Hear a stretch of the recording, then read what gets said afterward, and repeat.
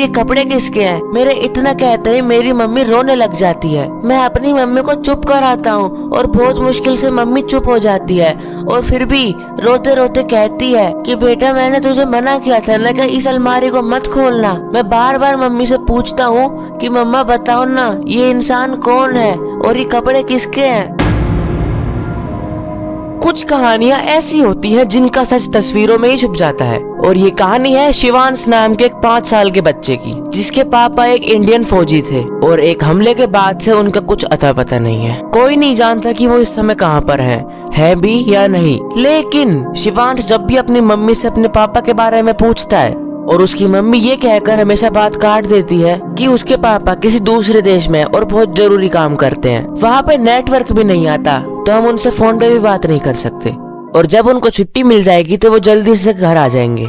शिवांश भी इन बातों को सच मान लेता है और हर दिन अपने पापा के आने का वेट करता है। लेकिन इस घर में एक ऐसी अलमारी है जो हमेशा बंद रहती है और शिवांश की मम्मी भी इसे खोलने को मना करती है। लेकिन क्यों, आखिर ऐसा क्या है इस अलमारी में? ये बात तो आपको पूरी स्टोरी सुन के ही पता चलेगी और ये पूरी स्टोरी मैं नहीं शिवांश बताएगा। मेरा नाम शिवांश है, मैं 5 साल का हूँ और मैं फर्स्ट क्लास में पढ़ता हूँ।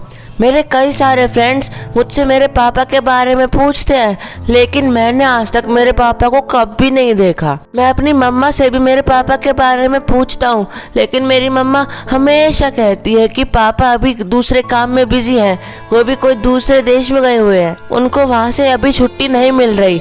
जब उनको छुट्टी मिल जाएगी तो वो घर आएंगे और तुम्हारे साथ खूब खेलेंगे, क्रिकेट, कबड्डी, फुटबॉल, तुम जो चाहो वो तुम्हारे साथ खेलेंगे। और मुझे क्रिकेट किट चाहिए तो वो मुझे क्रिकेट किट भी दिलाएंगे। लेकिन आज तक मैंने अपने पापा को कभी नहीं देखा तो मुझे समझ में नहीं आता। जब मेरे दोस्त मुझसे पूछते हैं कि तुम्हारे पापा कैसे हैं, कहाँ पे रहते हैं, तो मैं उनको क्या बताऊं।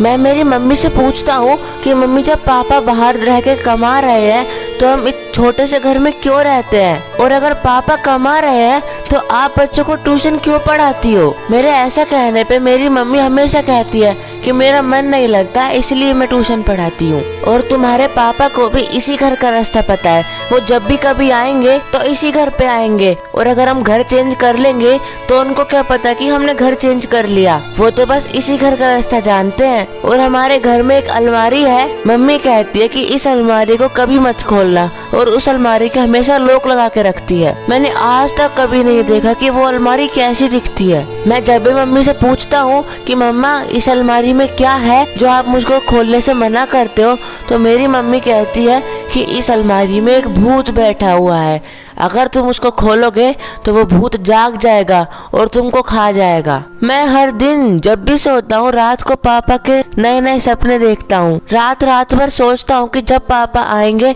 तो उनको सैल्यूट करूँगा और उनके साथ क्रिकेट खेलूंगा, लेकिन हर सुबह देखता हूँ तो मुझको पापा नहीं दिखते। एक दिन मम्मी सब्जी लेने कमरे से बाहर गई थी और अलमारी में चाबी लगी हुई थी, तो मैंने सोचा कि क्यों न इस अलमारी को खोला जाए। मुझे उस भूत से डर भी लग रहा था जो इस अलमारी के अंदर बैठा हुआ है, लेकिन उसने कितने दिनों से खाना नहीं खाया था तो मैं उसको खाना देने के लिए अलमारी खोलने ही वाला था। इतनी ही देर में मेरी मम्मी वहाँ पर आ गई और आने के बाद फिर दोबारा चली गई और अब मैं अलमारी को खोल रहा था। और जैसे ही मैंने उस अलमारी को खोला तो मैंने देखा वहाँ पर कोई भी भूत नहीं बैठा हुआ था, बस किसी आदमी के कपड़े थे, फौजी वाले, जो फौजी लोग पहनते हैं। फिर मुझे एक बात याद आई कि मेरी मम्मी हमेशा कहती है कि बेटा बड़ा होके कुछ भी बनना, बस फौजी मत बनना। और उस अलमारी में एक फोटो भी रखी हुई थी जो मेरी मम्मी की पुरानी फोटो थी किसी आदमी के साथ। और जैसे ही मैंने उस फ्रेम को उठाया उस आदमी की और सारी फोटोज उसमें से गिर गई।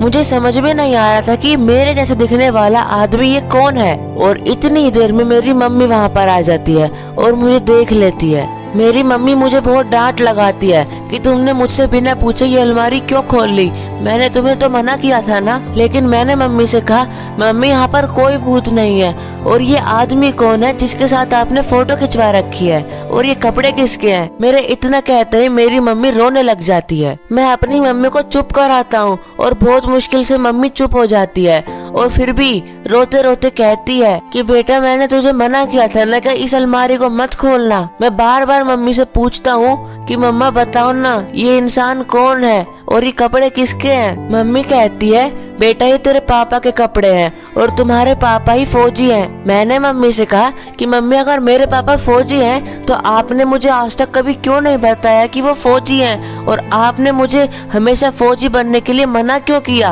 और इसके बाद मेरी मम्मी मुझे सारी बात बताने लगती है जो मैंने कभी सपने में भी नहीं सोची थी। मम्मी बताती है कि मेरे पापा एक बहुत अच्छे इंसान हैं और वो मेरे पैदा होने से पहले मेरे साथ खेलने की बातें किया करते थे, और बताती हैं कि बेटा तुम्हारे पापा किसी दूसरी देश में काम नहीं करते, वो इंडिया के ही है। लेकिन एक दिन जहाँ पर पापा रहते थे उधर बहुत बड़ा हमला हो जाता है और उस दिन के बाद से मेरे पापा का कोई अता पता नहीं है। वो कहाँ पर रहते हैं, किस हाल में रहते हैं, क्या खाते पीते हैं। मम्मी बताती है कि उन्होंने बहुत कोशिश कर ली लेकिन मेरे पापा का कुछ भी पता नहीं चला। फिर मैंने पूछा अगर ऐसी बात है तो आप मुझे फौजी बनने के लिए मना क्यों करती हो। मम्मी बोली कि बेटा अगर तुम भी तुम्हारे पापा की तरह ऐसे ही खो जाओगे तो फिर मैं कहाँ जाऊंगी, कहाँ रहूंगी। मैंने मम्मी से कहा कि अब तो मैं जरूर फौजी बनूंगा और मैं अपने पापा को ढूंढ के लाऊंगा क्योंकि वो अपने घर का रास्ता भूल चुके हैं और वो अब भी इस दुनिया में ही रहते हैं, और मैं जल्दी से फौजी बन के